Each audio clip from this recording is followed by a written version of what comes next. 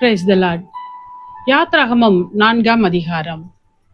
அப்பொழுது மோசே, அவர்கள் என்னை நம்பார்கள், என் வாக்குக்கு செவி கொடார்கள், கர்த்தர் உனக்கு தரிசனமாகவில்லை என்று சொல்லுவார்கள் என்றான். கர்த்தர் அவனை நோக்கி, உன் கையில் இருக்கிறது என்ன என்றார். ஒரு கோல் என்றான். அதை தரையிலே போடு என்றார். அவன் அதை தரையிலே போட்டபோது அது சர்ப்பமாயிற்று. மோசே அதற்கு விலகி ஓடினான். அப்பொழுது கர்த்தர் மோசேயை நோக்கி, உன் கையை நீட்டி அதன் வாளை பிடி என்றார். அவன் தன் கையை நீட்டி அதை பிடித்தபோது அது அவன் கையிலே கோலாயிற்று. ஆபிரகாமின் தேவனும் ஈசாக்கின் தேவனும் யாக்கோபின் தேவனுமாய் இருக்கிற தங்கள் பிதாக்களுடைய தேவனாகிய கர்த்தர் உனக்கு தரிசனமானதை அவர்கள் நம்புவதற்கு இதுவே அடையாளம் என்றார். மேலும் கர்த்தர் அவனை நோக்கி, உன் கையை உன் மடியிலே போடு என்றார்.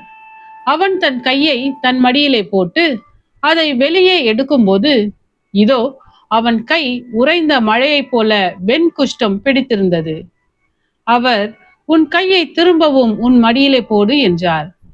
அவன் தன் கையை திரும்ப தன் மடியிலே போட்டு தன் மடியிலிருந்து அதை வெளியே எடுத்தபோது அது திரும்ப அவனுடைய மற்ற சதையை போல் ஆயிற்று. அப்பொழுது கர்த்தர், முந்தின அடையாளத்தை அவர்கள் கண்டு உன்னை நம்பாமலும் உனக்கு செவி கொடாமலும் போனால் பிந்தின அடையாளத்தை கண்டு நம்புவார்கள்.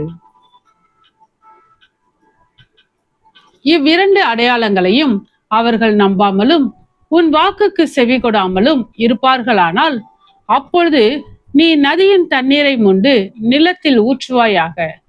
நதியில் மொண்ட தண்ணீர் வெட்டாந்தரையிலே இரத்தமாகும் என்றார்.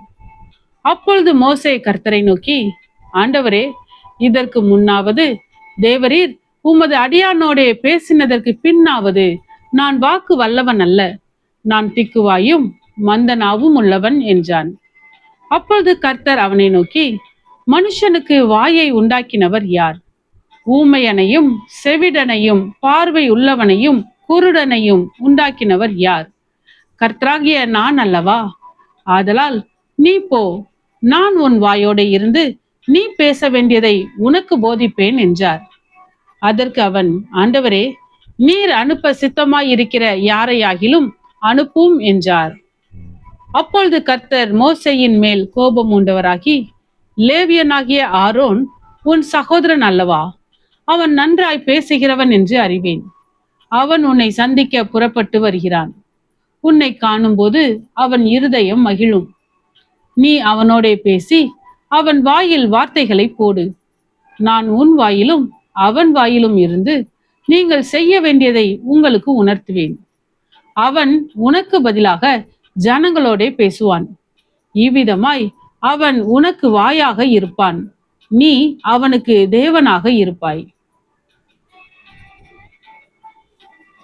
இந்த கோலையும் உன் கையிலே பிடித்து கொண்டு போ, இதனால் நீ அடையாளங்களை செய்வாய் என்றார். மோசே தன் மாமனாகிய எத்ரோவின் இடத்துக்கு வந்து, நான் எகிப்தில் இருக்கிற என் சகோதரர் இடத்துக்கு திரும்பி போய் அவர்கள் இன்னும் உயிரோட இருக்கிறார்களா என்று பார்க்கும்படி புறப்பட்டு போக உத்தரவு தர வேண்டும் என்றான்.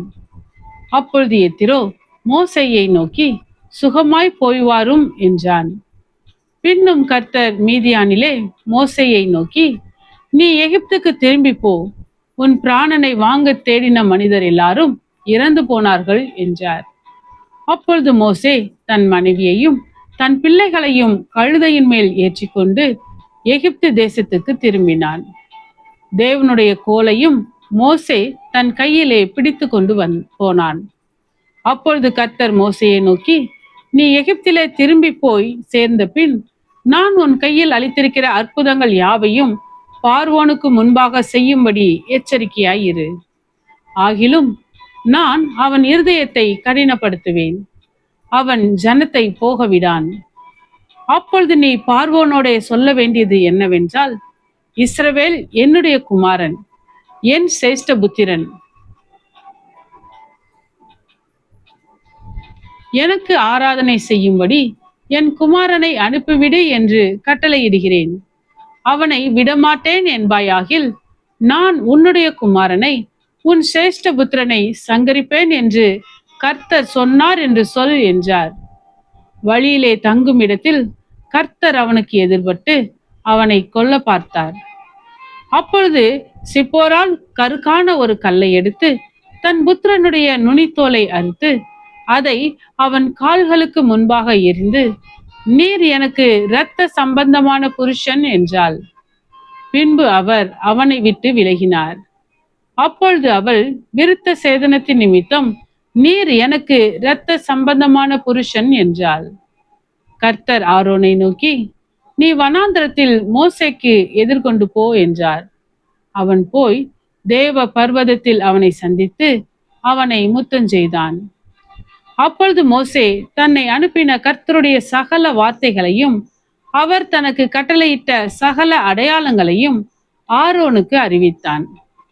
மோசேயும் ஆரோனும் போய் இஸ்ரவேல் புத்திரரின் மூப்பர் எல்லாரையும் கூடி வர செய்தார்கள். கர்த்தர் மோசேக்கு சொல்லிய சகல வார்த்தைகளையும் ஆரோன் சொல்லி ஜனங்களின் கண்களுக்கு முன்பாக அந்த அடையாளங்களையும் செய்தான்.